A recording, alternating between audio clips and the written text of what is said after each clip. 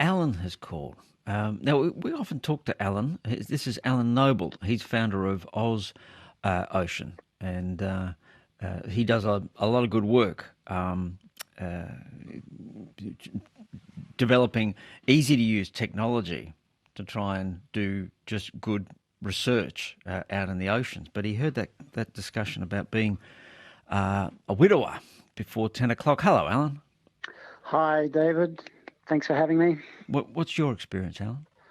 Well, I lost Susie, my wife of almost 30 years, to brain cancer less than 17 months ago. I agree with the earlier speaker about finding reasons to be grateful. I mean, 30 years was too short, but on the other hand, I think it's important to find those things you can be grateful for. And but honestly, it happened last February. It still feels like it happened yesterday. I'm the kind of person who has always found it easy to be active and throw myself into projects. And I thought, I'll just do that. I'll just throw myself into projects. But guess what? I just couldn't. I had no ability to focus. I had no ability to concentrate. I was like, I'd never been like this in my entire life. And I think, in a sense, it was debilitating. It's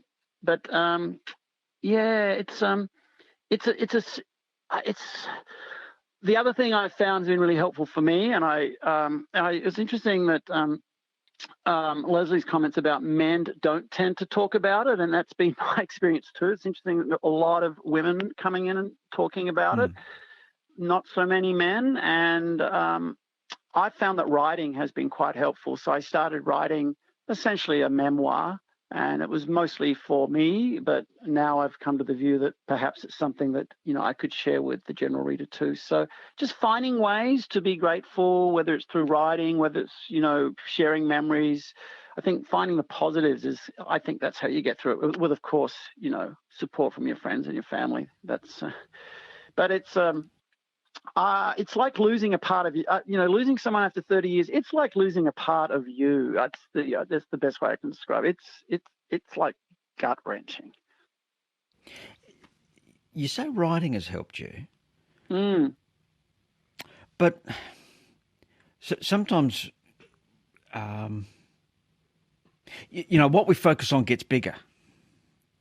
Yeah. So can that take you into a deeper place, and maybe that's where you want to go. I don't know.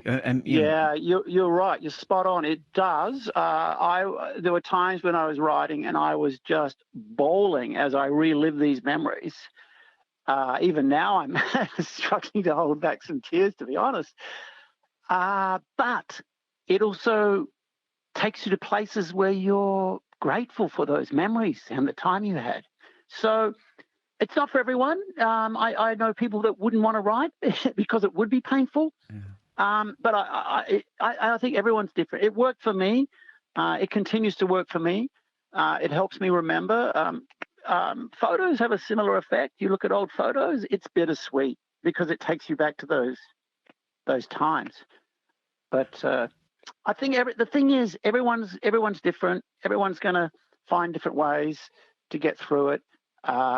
And I think, having, as Leslie said, surrounding yourself with others who are patient and accept that, there's no time limit. There's no one way. Let people find their own way forward. But you're quite right. Every time, you go back and you remember these amazing memories you had. And of course, it's going to be bittersweet.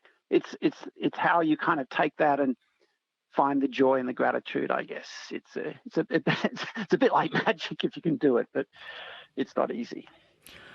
Alan, thank you for your call. Thank you for having me. Bye. Thank you, Alan.